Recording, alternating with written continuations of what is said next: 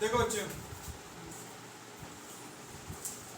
अभी एक और वीडियो आ गया होगा नहीं, एक प्लेलिस्ट होगा जिसका नाम क्या है,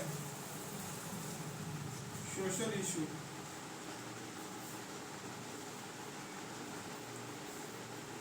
उसमें जितना सोसाइटी में इशू हो गया, जैसे क्या कास्ट बेसिस पे जो डिस्क्रिमिनेशन होता है उससे रिलेटेड वीडियो, उसके बाद जो हर टाइम में कोई ना कोई क्या होते रहता है कंट्री में या वर्ल्ड के अराउंड जो भी मेजर इंसिडेंट हो रहा है उसके रिलेटेड वीडियो इस प्लेलिस्ट में आपको देखने को मिलेगा। और बाकी जो साइंस का प्लेलिस्ट है उसमें क्लास 6 का साइंस, एक बायोलॉजी का है क्लास 9 का, उसमें क्या मिलेगा आपको क्लास 9 का बायोलॉजी। एक प्लेलिस्ट है क्लास 9 के मैथमेटिक्स का, उसमें क्या मिलेगा क्लास 9 का मैथमेटिक्स। एक प्लेलिस्ट है क्लास 11 के साइकोलॉजी का, उसमें क्या मिलेगा क्लास 11 का साइकोलॉजी। और एक प्लेलिस्ट है एप्टीट्यूड का, उसमें आपको एप्टीट्यूड का सीरीज मिलेगा पूरा। और एक प्लेलिस्ट है सक्सेस जोन क्लासेस करके। तो क्लास से जुड़ा कोई इन्फॉर्मेशन हो गया या कोई ऐसा वीडियो हो गया जो इस इंस्टीट्यूट से रिलेटेड है तो वो वीडियो उसमें मिलेगा। आज हम ना एक नए सीरीज का क्या कर रहे हैं, स्टार्ट कर रहे हैं, ठीक है। बाकी जो ओल्ड सीरीज है उस पर लगातार समय समय पे क्या आते रहेगा, वीडियोस आते रहेगा। आज एक नया सीरीज स्टार्ट कर रहे हैं। तो आज मैं कुछ आपको पढ़ाना नहीं स्टार्ट करूंगा, आज मैं आपको बताता हूं कि उस सीरीज में किस प्रकार के वीडियो देखने को आपको मिलेगा, उसका थीम क्या होगा, टॉपिक क्या होगा, उसको जरा क्या करते हैं आज समझने का प्रयास करते हैं। ठीक से बैठ जाओ बाबू, नहीं ऐसे में तुम चाइनीज बन जाते हो। चलिए ध्यान दीजिए, जो प्लेलिस्ट नाम रहेगा उसका नाम रहेगा पॉलिटी।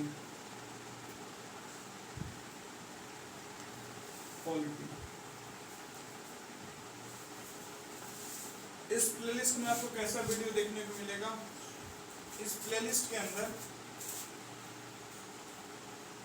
क्लास 6 से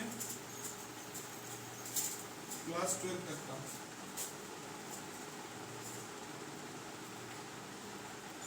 6 से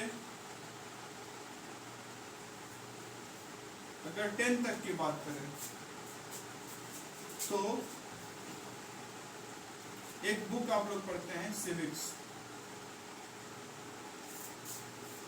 या बोले तो पॉलिटिकल साइंस।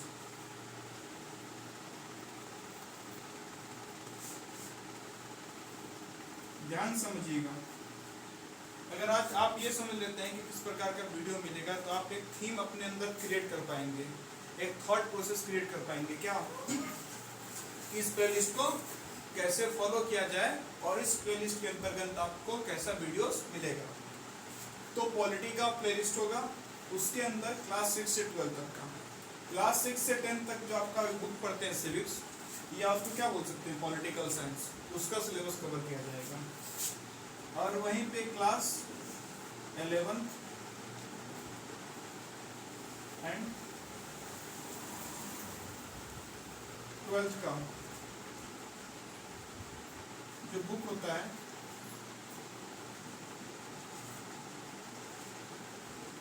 पॉलिटिकल साइंस, उसका सिलेबस क्या किया जाएगा इसके दौरान कवर। चलिए, तो प्लेलिस्ट का नाम रहेगा पॉलिटी, इसके अंतर्गत क्लास 6 से 12, क्लास 6 से 10 तक का जो सिविक्स का सिलेबस है वो कवर किया जाएगा, और या उसको पॉलिटिकल साइंस भी बोलिए आप। और क्लास 11 और 12 का पॉलिटिकल साइंस का जो बुक है वो कवर किया जाएगा, किसके अकॉर्डिंग, एनसीईआरटी।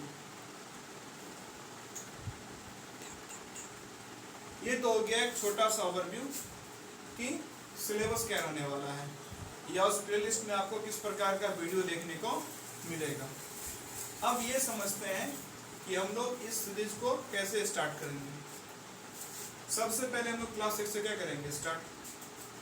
जो हमारा स्टेप नंबर 1 होगा वो होगा थ्योरी। बुक कौन सा फॉलो करेंगे, एनसीईआरटी का बुक फॉलो करेंगे। स्टेप नंबर 1 थ्योरी,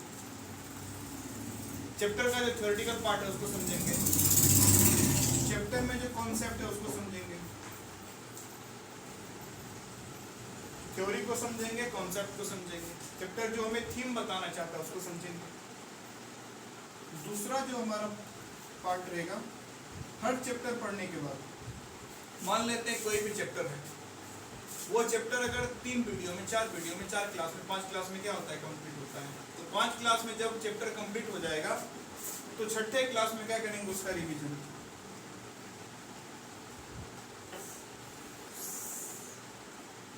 ताकि आप में से कोई अगर 5 वीडियो देख के वो चैप्टर के पूरे कॉन्सेप्ट को समझ चुका है, लेकिन जब तक 5वें वीडियो पे था तब तक पहले, दूसरे, तीसरे वीडियो का कंटेंट थोड़ा सा धुंधला हो चुका है, तो आप उसके नेक्स्ट वीडियो को रिवाइज करके क्या कर लें, अपने सारे कॉन्सेप्ट को तरोताज़ा कर लें।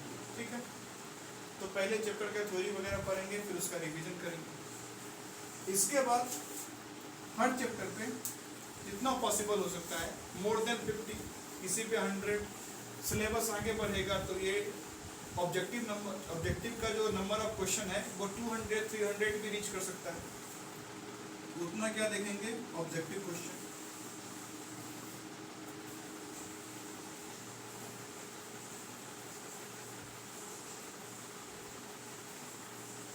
ठीक है, सब क्वेश्चन क्लास में डिस्कस करेंगे। ऑब्जेक्टिव क्वेश्चन को बोर्ड पे सारे क्वेश्चंस लिखे रहेंगे, हम लोग एक एक करके क्या करेंगे, क्वेश्चन देखेंगे और डिस्कस करके मैं बताऊंगा इसका सही ऑप्शन क्या होना चाहिए। तो डिपेंड करता है वो चैप्टर के साइज पे। हो सकता है कि बहुत छोटे चैप्टर में 10-15 ऑब्जेक्टिव भी हो और बहुत बड़े चैप्टर में 150-200 ऑब्जेक्टिव भी हो। डिपेंड करता है कि सिलेबस कितना है। जनरली जितना हम लोग हायर क्लासेस में जाएंगे तो हमारे जो ऑब्जेक्टिव क्वेश्चंस के नंबर होंगे वो क्या होते जाएगा, इंक्रीज होते जाएगा। ऑब्जेक्टिव के बाद हम लोग क्या करेंगे, सब्जेक्टिव क्वेश्चन।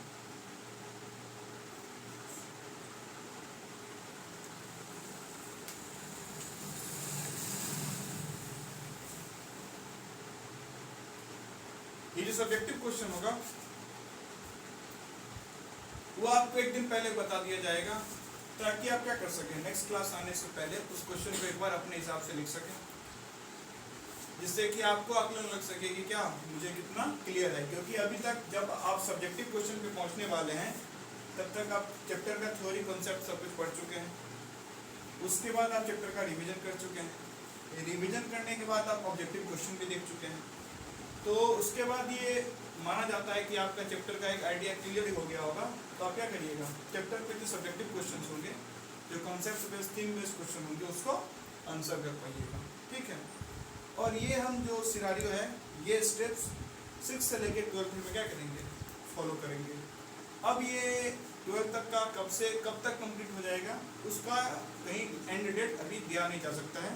ये डिपेंड करता है हमारे स्पीड पे कि हम लोग प्रयास करेंगे जितना जल्दी से जल्दी हो सके, लेकिन जल्दी से जल्दी करने के दौरान हम लोग क्वालिटी के साथ छेड़छाड़ नहीं करेंगे। तो possible best quality with possible minimum time.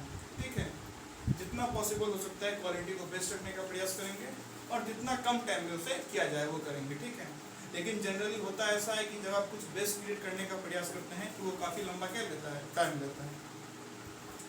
अभी हम लोग क्वालिटी का शुरू करेंगे, कुछ दिन बाद हो सकता है बहुत जल्दी हिस्ट्री और इकोनॉमिक्स का भी क्या करेंगे, शुरू करेंगे, ताकि आप हर अलग अलग प्ले लिस्ट से पढ़ के हर सब्जेक्ट को क्या कर सकें, पढ़ते रहें और आगे बढ़ते रहें। अब ये तो हो गया कि पढ़ने क्या वाले हैं, यानी कि पैसे पढ़ने वाले हैं। अब जरा ये अंदाजा ले लेते हैं पढ़ने क्या वाले हैं। सबसे पहली बात, क्या पढ़ने क्या वाले हैं, उसमें तो मैं पार्ट इरेज कर देता हूँ। देखिए, एक रूल अपने फिक्स कीजिए, क्या, डेली बेसिस पे रिवाइज कीजिए। ठीक है, जो कॉन्सेप्ट होता है जनरली अगर एक बार आप तरीके से वीडियो देख के नोट्स बना लेते हैं तो दोबारा आपको वीडियो देखने की जरूरत नहीं पड़ेगी। फिर भी अगर कुछ भूल जाते हैं बीच का पार्ट तो सीधा उस पार्ट पे आके देख लीजिए। ठीक है, उसके बाद अगर नहीं लगता है कि एक बार नहीं समझ में, 2 बार देख के समझ लीजिए। उसके उपरांत नोट्स वगैरह बनाइए। हर बात जो कहा गया है क्लास में उसमें से अगर जो लिखाया गया वो तो लिखना ही है, जो बोला गया है आपको लगता है कि नहीं ये बात अगर मुझे याद रह सकता है तो बेशक अच्छी बात है, आपको याद रहे अच्छी बात है। लेकिन जनरली होता क्या, हम लोग समय के साथ चीज़ों को भूल जाते हैं। ठीक है, तो उस समय आपका काम ये है कि वीडियो पॉज करके खुद से लिखें उस चीज़ों को। और आप जो खुद से लिख के नोट्स प्रिपेयर करते हैं वो दुनिया का सबसे बेस्ट नोट्स होता है। क्यों?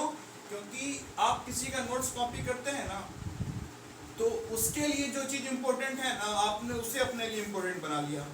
जबकि हकीकत ये है कि जो एक व्यक्ति के लिए इम्पोर्टेंट नहीं है, जरूरी नहीं है कि वो दूसरे व्यक्ति के लिए भी क्या हो, इम्पोर्टेंट हो सकता है। किसी व्यक्ति को बहुत सारी चीज़ें याद रहता हो, तो उसने जो नोट्स बनाया बहुत छोटा सा नोट्स था, लेकिन आपको उतना चीज़ नहीं याद रहता है, तो आपका नोट्स स्वाभाविक बात है बड़ा होना चाहिए। लेकिन अगर आप उसका नोट्स क्या करते हैं, कॉपी करते हैं, घड़ी कम देखो, लेकिन अगर आप उसका नोट्स क्या करते हैं, कॉपी करते हैं, तो ये आपके लिए फ़ायदेमंद नहीं होगा। तो खुद से बैठे, अच्छे से बैठ के इत्मीनान से क्या बनाए, नोट्स बनाए। ठीक है, पहला काम तो ये होता है। और जब मान लीजिए एक क्लास एक वीडियो का नोट्स बना लिए, नेक्स्ट वीडियो जब जाते हैं उससे पहले क्लास का रिवाइज कर लें। आज जब दूसरे वीडियो का भी नोट्स बना लेते हैं तब दोनों रिवाइज कर लें। जब 50वें का बना लेते हैं तो पिछला पूरा 50 रिवाइज कर लें। इस प्रकार से जब आप हर क्लास के बाद पिछले क्लास का रिवाइज करिएगा, तो जैसे जैसे क्लासेस आगे बढ़ते जाएगा और आप बार बार रिवाइज करते हुए पिछला क्लास आपको अच्छे से क्या हो जाएगा, याद हो जाएगा। ठीक है, और आपका समझ, सोचने समझने का शक्ति, दुनिया को जानने समझने का शक्ति बढ़ते रहेगा, जो पढ़ाई का मेन उद्देश्य है, समझ का विकास होते रहेगा।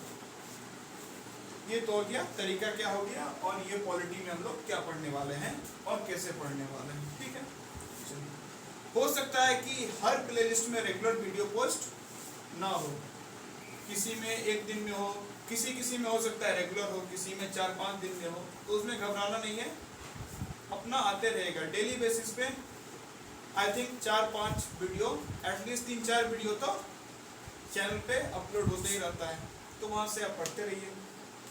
हाँ, जनरली आप लोग एप्टीट्यूड का क्या कर सकते हैं, जैसे कि आप लोग कोई 9th में आए तो 9th का देखेगा, 10th में 10th का, 11th में 11th का, लेकिन जो एप्टीट्यूड वाला सेक्शन है और जो सोशल इश्यूज वाला सेक्शन है उसको सभी लोग क्या कर सकते हैं, फॉलो कर सकते हैं। उसमें एक जनरल बात होता है जो सबके लिए बेनिफिशियल होगा, बात बाकी आपको जो जरूरत हो वहाँ से देख लिया करिए। अब देखते हैं पॉलिटी में पढ़ते क्या है। तो पहली बात तो क्या, कैसे पढ़ेंगे तो बता दिया, क्या पढ़ेंगे तो सबसे पहले तो मेन फोकस पे क्या रहेगा, एनसीईआरटी।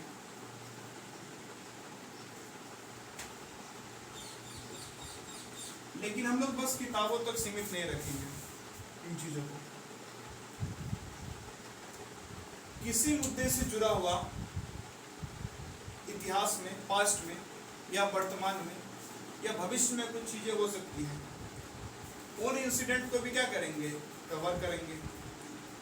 क्योंकि हम लोग पॉलिटी पढ़ेंगे तो इसके अंतर्गत हर राज्य में या देश में या देश के किसी भी कोने में या अंतर्राष्ट्रीय स्तर पे भी दुनिया के किसी भी देश में जो कुछ फेमस देश हैं उनमें अगर चुनाव होता है, वहाँ का क्या परिस्थितियाँ हैं, तो उसको भी हम लोग कवर करते रहेंगे।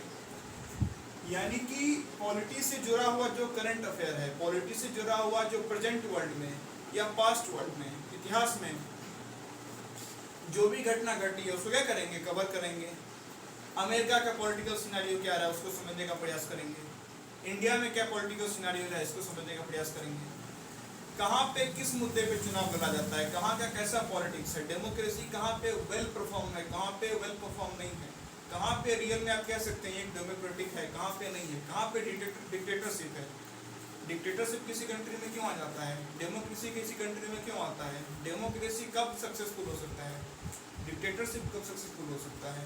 कुल मिला के जो भी हम टॉपिक पढ़ेंगे उससे जुड़ा हुआ जो भी दुनिया का मुद्दा होगा उसको हम लोग कवर करेंगे, ताकि हम लोग उसका हर टॉपिक का एक रियल इम्प्लीकेशन, रियल एप्लीकेशन समझ सकें कि ये जो टॉपिक है, उठ जाओ बाबू, ये जो क्या है टॉपिक, ये हमें रियलिटी में कैसे हेल्प करेगा। अक्सर होता क्या है, हम सब्जेक्ट पढ़ लेते हैं, लेकिन जब उस सब्जेक्ट का एग्जीक्यूशन का बात आता है, जो हमने नॉलेज गेन किया उसको कैसे एग्जीक्यूट किया जाए, कहाँ पे उसे लागू किया जाए, कहाँ पे उसका हम इस्तेमाल कर सकें, तो हम नहीं कर पाते। क्यों? क्योंकि हमें उससे जुड़ा हुआ इंसिडेंट पता नहीं होता है। जैसे कि अगर हम लोग पढ़ते हैं पॉलिटी में कि किन किन मुद्दों पे वोट देना चाहिए, तो क्यों ना हम देख लें कि हमारे कंट्री में किन मुद्दों पे वोट दिया जाता है। हमारे कंट्री में हर चुनाव में किस पार्टी ने किस मुद्दे को आगे किया है। नहीं, जनरली आप देखने को नहीं मिलेगा, क्योंकि होता क्या है, एक आपको इंसिडेंट बताता हूँ, जनरली ऐसा देखने को आपको क्यों नहीं मिलता है। अगर आप जनरली किसी टीचर को फॉलो करते हैं तो वो बेसिकली क्या रहता है, syllabus to syllabus, syllabus to syllabus.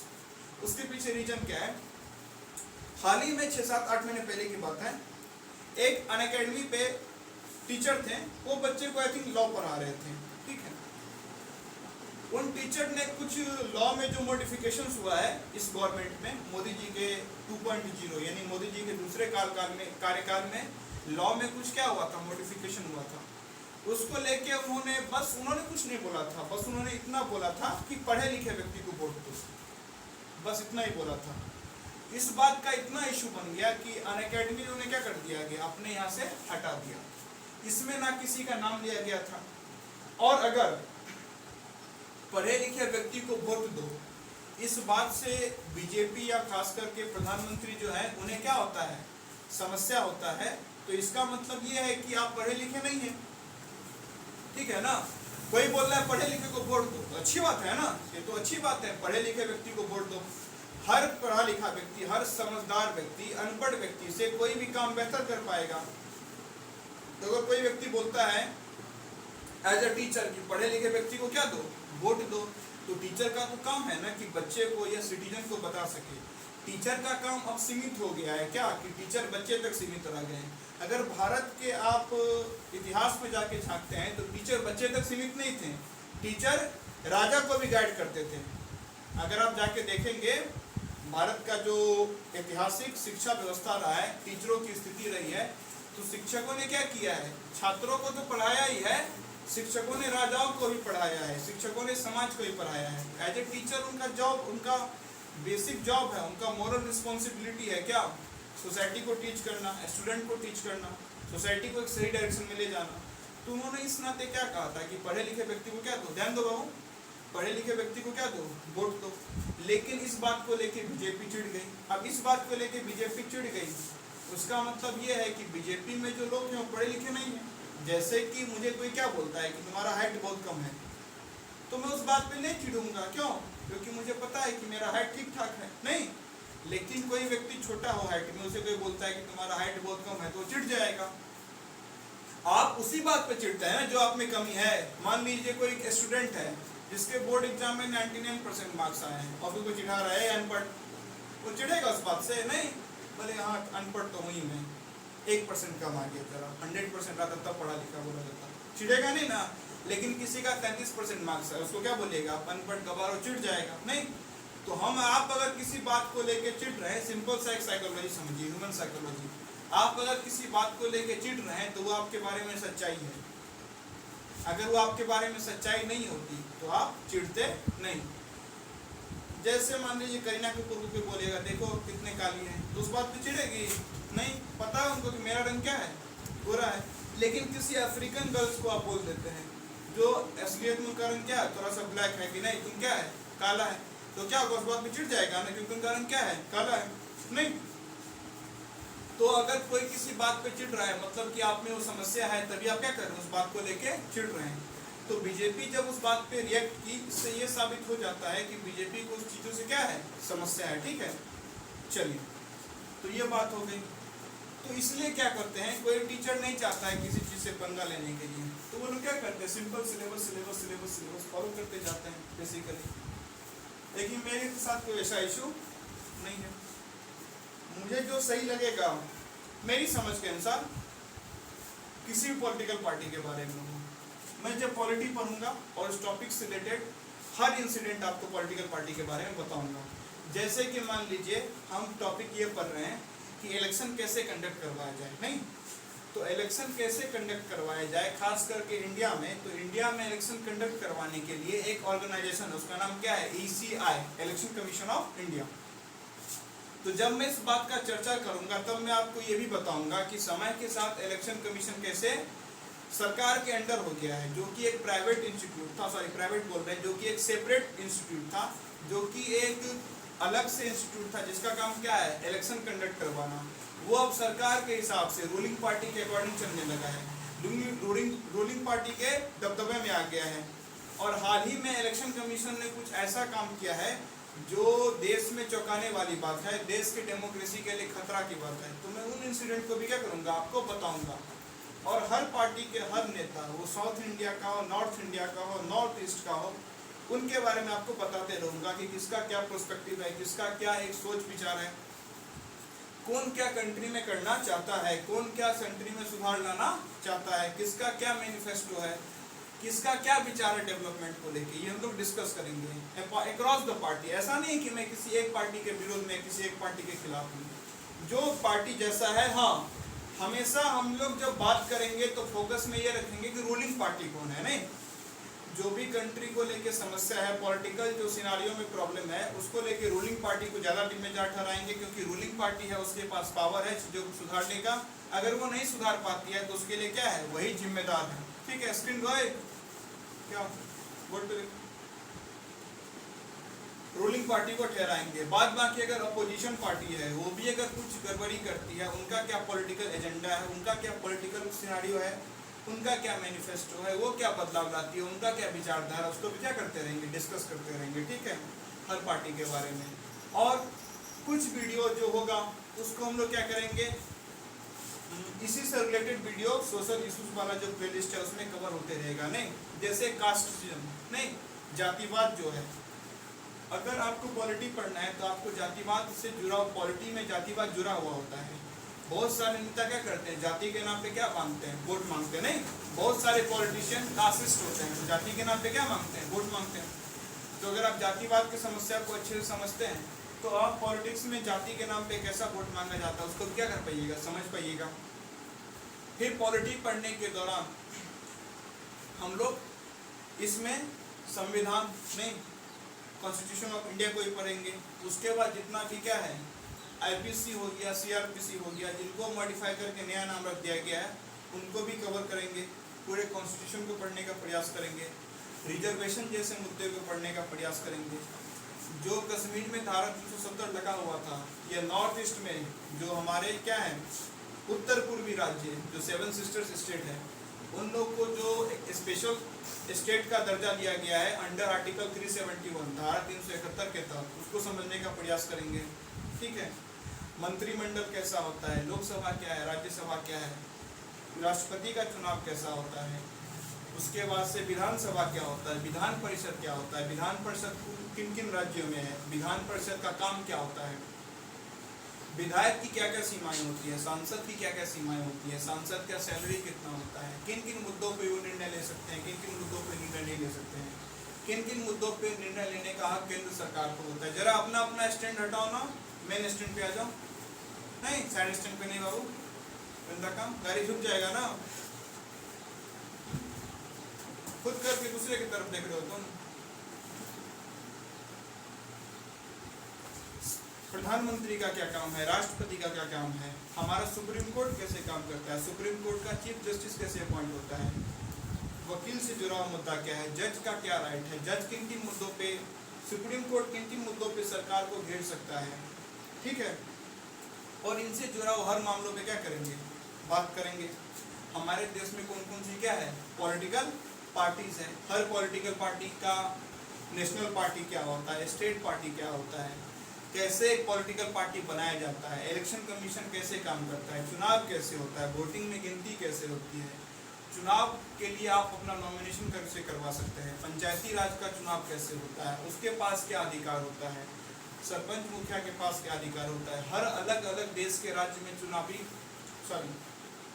हर अलग अलग देश के राज्य में जो चुनाव होता है वो किस प्रकार से होता है, पंचायती राज का चुनाव हर देश के अलग अलग राज्य में अलग अलग प्रकार से होता है, वो कैसे होता है, म्यूनसिपल कॉर्पोरेशन क्या होता है, म्यूनसिपल कॉर्पोरेशन में जो पार्षद होते हैं वो उनके पास क्या अधिकार होता है, जो मेयर चुना जाता है उनके पास क्या अधिकार होता है, डेमोक्रेसी क्या है, अलग अलग फॉर्म का जो गवर्नमेंट है, डिक्टेटरशिप क्या होता है, डिक्टेटरशिप एक कंट्री में कैसे आता है, डेमोक्रेसी का क्या फायदा है, क्या नुकसान है, कौन सा कंट्री डेमोक्रेसी के लिए सुटेबल है और कौन सा कंट्री डेमोक्रेसी के लिए सुटेबल नहीं है, एक डेमोक्रेसी कैसे इवॉल्व करता है और डेमोक्रेसी कैसे खत्म हो जाता है देश में, एक आम जनता का विचारधारा क्या होना चाहिए।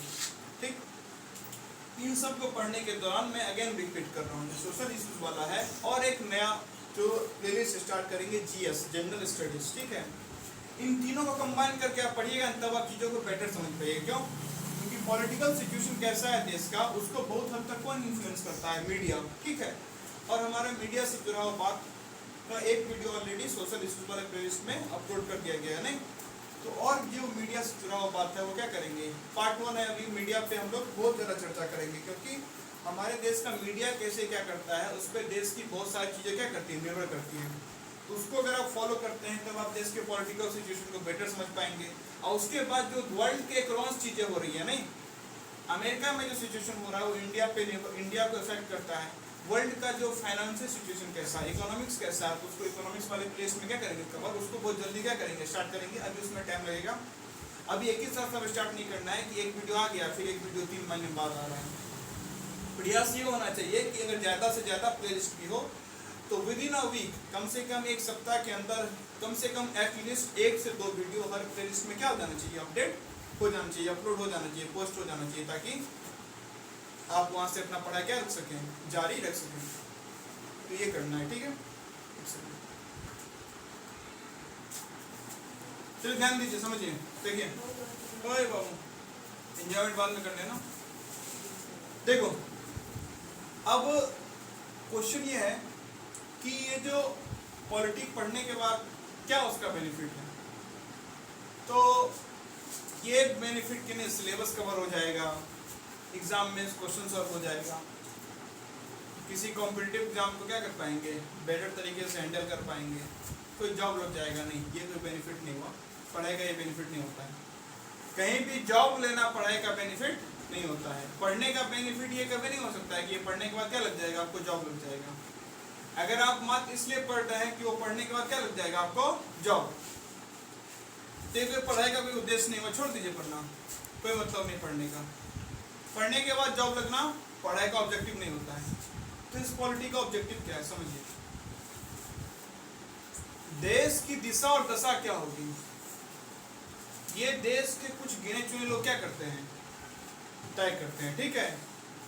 देश की दशा और दिशा क्या होगी ये देश के गिने चुने लोग तय करते हैं। कौन से गिने चुने लोग, तो उसमें से जो मुख्य व्यक्ति हैं वो क्या है, हमारे देश के मुख्यमंत्री, तमाम सांसदगण, प्रधानमंत्री और तमाम विधायक जो, और राज्यसभा के जो सांसद हैं, और राष्ट्रपति जी।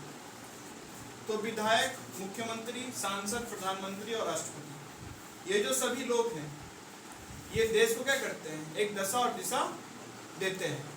मुख्यमंत्री और विधायक राज्य स्तर पे और वहीं प्रधानमंत्री और सांसद देश के स्तर पे क्या करते हैं, देश को एक दिशा और दशा देते हैं। क्या क्वेश्चन पूछना है आपको, अब बोलिए। राष्ट्रपति सर कौन सा पार्टी का? नहीं, राष्ट्रपति किसी पार्टी के नहीं होते हैं। राष्ट्रपति को सांसद और विधायक मिलकर क्या देते हैं, वोट देते हैं। हमारे देश में राष्ट्रपति का चुनाव कैसे होता है, यूएस में राष्ट्रपति का चुनाव कैसे होता है, उसको हम लोग क्या करेंगे, समझेंगे, ठीक है। एक जानकारी और आपको बता देता हूँ, जब राष्ट्रपति का क्या होता है चुनाव, तो पहली बात तो ध्यान से सुनिएगा, ठीक से बैठ जाओ बच्चे सब लोग अपने अपने पद पे। जब राष्ट्रपति का क्या होता है चुनाव, तो उसमें सांसद और विधायक वोट देते हैं, लेकिन हर सांसद या हर विधायक के वोट का वैल्यू सेम नहीं होता है। वो डिपेंड करता है कि वो सांसद और विधायक किस राज्य से आता है, इसका क्या पूरा प्रोसेस होता है, कैसे राष्ट्रपति का चुनाव होता है, अप्रत्यक्ष रूप से चुनाव होता है, इनडायरेक्ट इलेक्शन क्या होता है, डायरेक्ट इलेक्शन क्या होता है, सबको क्या करेंगे धीरे धीरे हम लोग समझेंगे, ठीक है। तो घबराना नहीं है एक ही दिन में कि नहीं आज जो टॉपिक बताएं नहीं कल ही वो समझ लीजिएगा, नहीं ऐसा नहीं होने वाला है, काफ़ी टाइम लगेगा, बहुत बड़ा पार्ट है, इसको कवर करने में क्या लगेगा काफ़ी टाइम। और हम लोग जब सिलेबस के बाहर की चीज़ों को इंक्लूड करेंगे तो अपने आप टाइम क्या हो जाएगा और बढ़ जाएगा, ठीक है। लेकिन कभी आपको ऐसा नहीं होगा कि आप डेली आपको पढ़ने के लिए एप्टीट्यूड और क्या बोलते हैं सोशल इश्यूज का जो प्लेलिस्ट है उसको फॉलो करते रहिए, तो उसमें आपको लगभग 2-3 दिन पे कंटेंट मिलता ही रहेगा।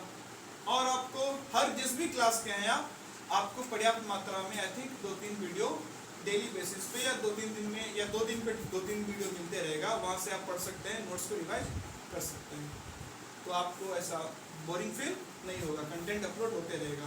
बाद बाकी आप कितना पढ़ते हैं वो तो आप पे निर्भर करता है, नहीं पढ़ते हैं कि नहीं पढ़ते हैं। नहीं तो कई दफ़ा होता है ना, एक चीज़ देखा गया है, जब मैं तैयारी कर रहा था गेट की, तो तैयारी नहीं यानी कि मैं एज अ सब्जेक्ट जानने के लिए पढ़ाई कर रहा था, कोशिश कर रहा था, तैयारी करता तो मैं एग्जाम देता। मैंने एक बार फॉर्म भी नहीं भरा मुझे, क्योंकि एग्जाम देना ही नहीं था। तो उस दौरान होता ये था कि जब टीचर मशीन पढ़ाना शुरू करते थे तो मशीन के पहले क्लास में जो कमेंट आता था वो ये आता था कि सर सिग्नल एंड सिस्टम कब स्टार्ट करिएगा। जब सिग्नल एंड सिस्टम स्टार्ट करते थे तब कमेंट आता था पावर इलेक्ट्रॉनिक्स कब स्टार्ट करिएगा। जब पावर इलेक्ट्रॉनिक्स स्टार्ट करते थे तब कमेंट आता था मैथ्स कब स्टार्ट करिएगा। और मजे की बात ये होती थी कि जो पहला वीडियो अपलोड होता था, जो पहला वीडियो होता था, अगर उसमें 10,000 व्यू है, एक अंदाजन लगा रहा हूँ, तो दूसरे वीडियो में सीधा व्यू हो जाता था 6,000, और 10 वीडियो अपलोड होते होते व्यू हो जाता था 1,000, और 15-20 वीडियो डालते डालते व्यू 150-200 पे आ जाता था। ये देखा गया है। जब कोई चीज नया नया क्या होता है शुरू, तो बड़ा मजा आता है। और ये एक अगेन ये ह्यूमन साइकोलॉजी है।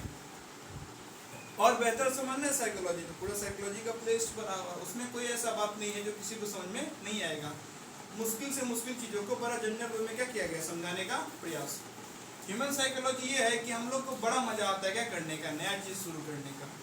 हाँ, नया चीज़ शुरू करते हैं, आज नया शुरू करते हैं, लेकिन उस नए जो शुरू किया गया है उसको आप अंजाम तक ले जाएं, ये काम बड़ा क्या होता है, मुश्किल होता है। ठीक है, तो नया चीज़ शुरू करने में कोई बुराई नहीं है, बिल्कुल आप शुरू कीजिए, बेशक शुरू कीजिए, लेकिन जो भी शुरू किए हैं उसको अंजाम तक ले जाइए। नहीं, start slowly, no problem, but finish perfect. नहीं, धीरे धीरे चीज़ों को शुरू करिए, कोई समस्या नहीं है, लेकिन जब चीज़ों का अंत हो तो बड़ा ही सही तरीके से हो, नहीं पूर्ण हो चीज़ों को। हाँ, भले जितना भी टाइम लग रहा है दीजिए, लेकिन पूर्ण कीजिए।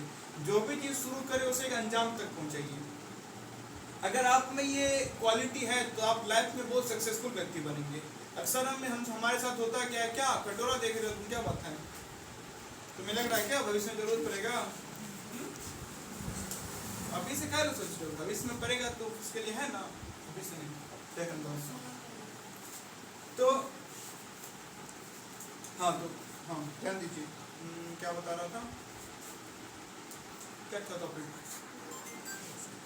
तो किसी भी चीज़ को क्या करिए, जब भी आप शुरू करते हैं तो अपने अंदर टेंडेंसी बनेगी क्या करने का, उसको पूर्ण रूप से खत्म करने का। अगर आप एक ऐसे व्यक्ति हैं तो आप एक अच्छा रिलेशनशिप भी बना पाइएगा। होता क्या है, जब एक ट्रेंड देखा जाता है, नई शादी हो या नया किसी प्रकार का संबंध हो, लोग बहुत ज़्यादा एक्साइटेड होते हैं नए संबंध बनाने के लिए, लेकिन जो जो संबंध पुराना हो जाता है लोगों के लिए वो व्यक्ति जो होता है ना, क्या होता है, हंस क्या रहा है, हंसने की बात नहीं, इसमें रियलिटी है।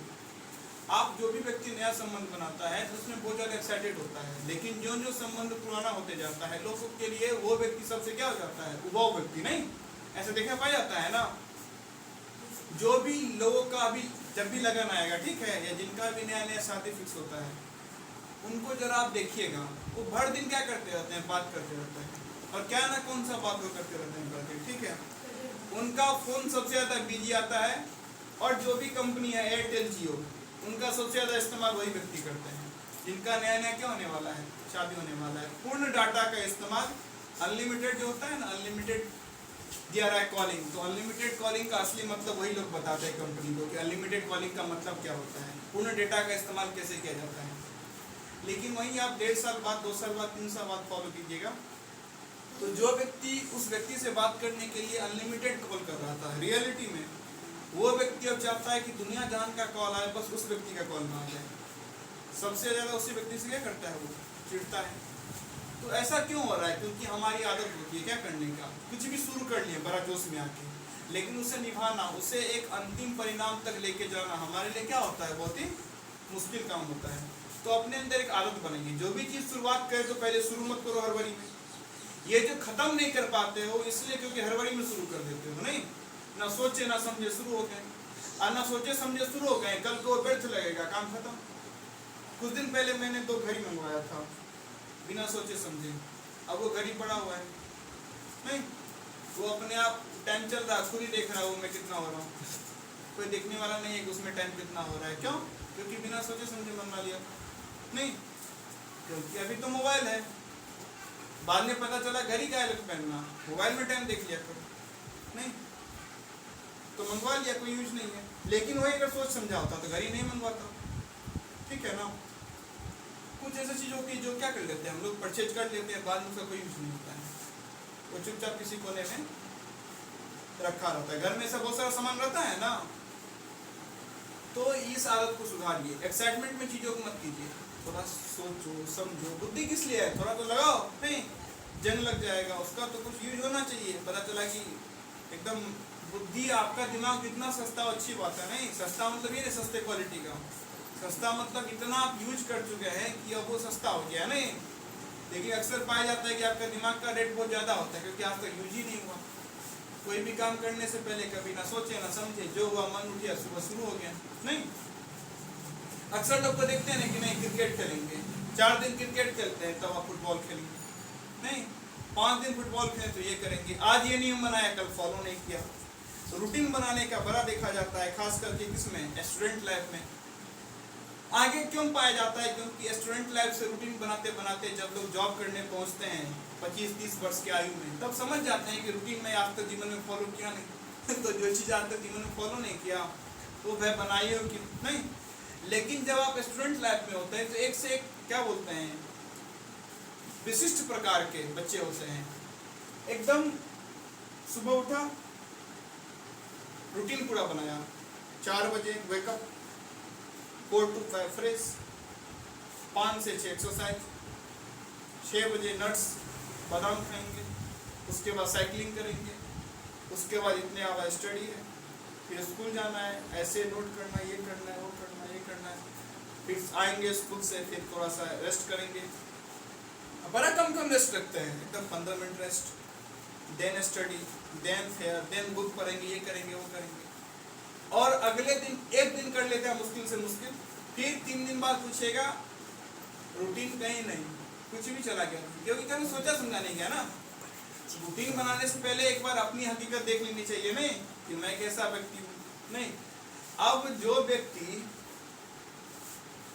10 कदम तेजी से चल रहे और हाँफने लगे, वो व्यक्ति कल से 1 घंटा एक्सरसाइज करने का रूटीन बनाया है, अगर वो गलती से फॉलो कर लेता है उस दिन नहीं मर जाएगा है?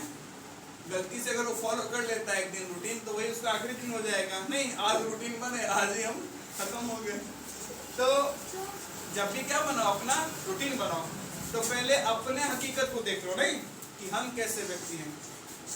ये नहीं कि अब जो व्यक्ति आज तक 1 मिनट ही पढ़ने नहीं बैठता था, उसके रूटीन में 6 घंटे है पढ़ने का, वो खाक बैठेगा पढ़ने के लिए, नहीं पता चला मोबाइल लेके ऊपर से बैठ गया, बैठा था पढ़ने के लिए, अभी 5 घंटा से इंस्टाग्राम चला रहा है, नहीं उठा तो फिर इंस्टाग्राम से क्या है, अलौकिक ज्ञान जो भी होता होगा, नहीं रील्स वगैरह देख रहा है। तो ऐसा नहीं करना है, ठीक है। रूटीन बनाने से पहले जरा एक बार अपनी हकीकत झांक लीजिए, नहीं। एक कहावत है गालिब का, क्या, जवानी की हकीकत तो नहीं पता था गालिब, पर दिल बहलाने को ये ख्याल अच्छा है, नहीं ध्यान सुनना, क्या, जवानी की हकीकत तो मुझे भी पता है गालिब, पर दिल बहलाने को ये ख्याल अच्छा है। शब्द का हेरा फेरी हो सकता है, बाद में की भाव वही है। भाव ये है कि हकीकत अपना भी पता होता है, लेकिन दिल बनाने के लिए क्या किए कि 6 घंटा का रूटीन बना लिए पढ़ने का। हकीकत पता है कि हम अगर 1 घंटा बैठ जाएं तो भी गनीमत है, लेकिन अच्छे खुशी के लिए चलो हम 6 घंटा पढ़ेंगे कल से। पता है जो आज तक 1 मिनट भी नहीं बैठता, 6 घंटा कैसे बैठ लेगा, नहीं। तो जब भी रूटीन बनाओ पहले अपने हकीकत को जानो। अगर बैठने का आदत नहीं है तो पहले 1-2 घंटा बैठने का आदत डालो, कहानी किताब पढ़ो, वीडियो कुछ अच्छा देखो, पहले बैठने का आदत डालो, ठीक है ना।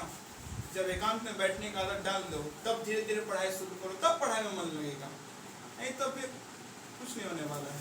फिर वही रूटीन बनाते रहोगे, पढ़ तो पाओगे नहीं, फिर फ्रस्ट्रेशन होगा, तो फ्रस्ट्रेशन मिटाने के लिए एंटरटेनमेंट का सहारा लोगे, जिनका उनसे नहीं मिटता है तो नेक्स्ट लेवल सहारा पे जाते हैं, और वहाँ से भी क्या हुआ, फ्रस्ट्रेशन नहीं मिटा तो फिर अपना और भी क्या कुछ करते रहोगे, लाइफ बर्बाद करोगे।